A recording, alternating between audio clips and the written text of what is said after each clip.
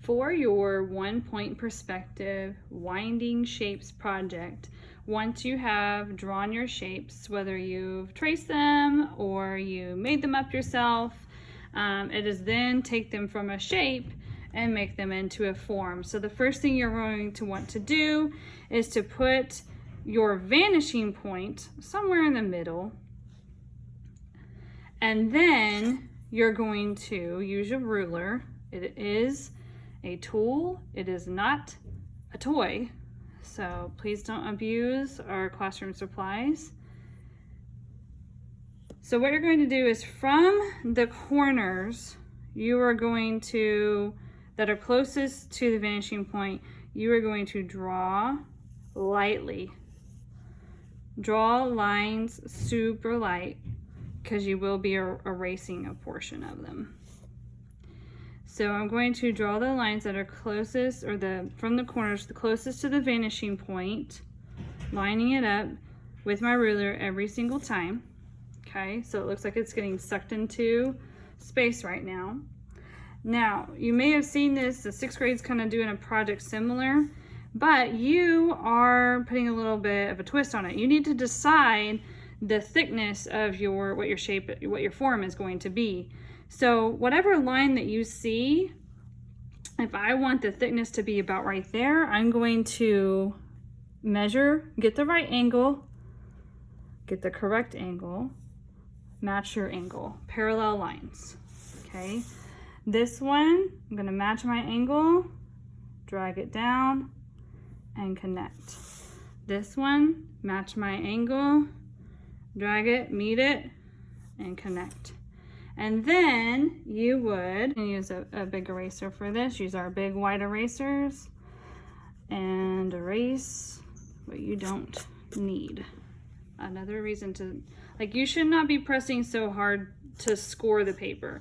And I should find it difficult to see your converging lines, your diagonal lines going to the vanishing point from across a room. Like, it should be that light. Now, if you have an oval or a circular shape, then you're still going to line it up to the vanishing point, but kind of where that angle changes, where the direction changes, there's no angles in a circle, I know that. You are going to put a line right there, okay? And then same on the other side, here. Now, to find the end, you're gonna take this, and you're gonna have to freehand it if it's more of a circular shape, and you're gonna repeat that same curve, but it's going to be shorter because it's further back. Okay, so we're giving the illusion of space. All right, now, if you've made up your own shape, you might have to play around with what angles you would really see or what corners would really match up. So in my case, this one would not match up because of the angle that it's going to. So I'm going to put it there and there, and I would not do this back one because I don't want to draw through my shape. So to make the thickness, I'm going to match this angle, and so that this doesn't look weird, I'm going to make sure that the thickness ends before this. So I'm going to match that, I'm going to draw it here. So here's your thickness. And then I'm going to have about that same distance for the other part of it. Okay, so here's my thickness. All right.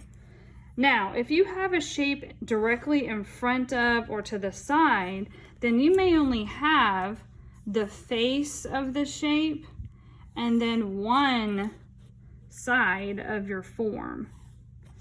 So the face, this is what I call it, the face of your shape, the front. And then I'm going to find out where my thickness is, or what the depth is. Okay, so this would be my depth.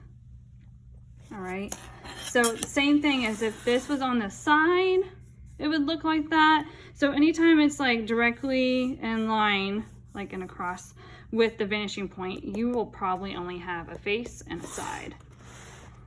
All right. This one, connect, connect.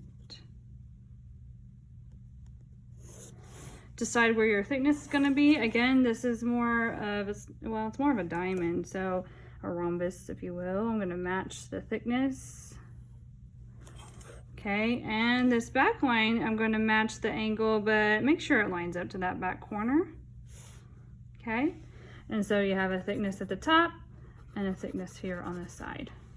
Okay, so once you have your shapes figured out, then you're going to decide where your holes, your ins and outs of your shapes are going to be. So I shade this in. So I'm going to erase this so you can see. So if you have a circle on the front, on the face of your shape, it is going to be more of a circle. But if it is on the side, it is going to be more of an oval to help still stay in perspective and still give that illusion of space. So you're going to decide kind of what you're going to do creatively with your drawing in the background and what is going to be winding through. You do have to have something winding through every in and out every single shape. Okay, so this one I'm going to have a circle, and I only have one side, so I'm going to have more of an oval. This one I have a circle, that's more of an oval. This one is a circle, and I'm going to have it come out here. Okay, I'm going to have oval and a circle. So you would do that for every shape. And maybe I have something coming out here, and then an oval at the top.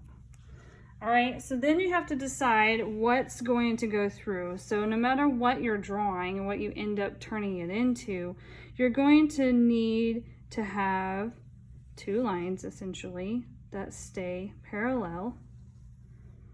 Okay. And so you need to leave a little bit of space. And then if this is going in, I'm going to erase so it looks like it's going into the hole. And then as it comes out, maybe it comes to this one. And it comes out of here, two parallel lines, which means they don't intersect. And it's overlapping that part of the circle. So this is the circle. Here is my string or snake or whatever. Okay, this is going in. So you want to erase that. So you're using that combination of overlapping. Also, another term for creating space, and it's going to come out here. And maybe I want it to go up here next. So I would erase anything that it is in front of.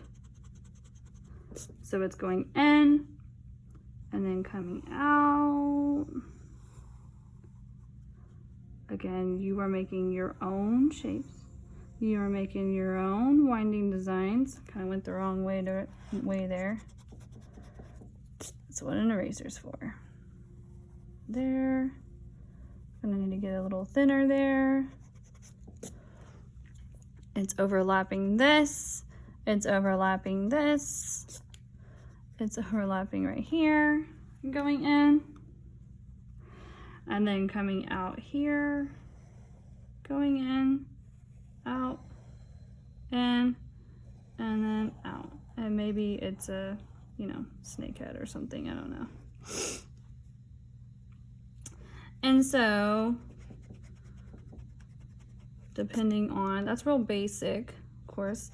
You gotta have an idea in mind of what you wanna do to finish out your drawing before you really start figuring out what you're going to do. All right, so there's some basic steps, and now it's time to create your own.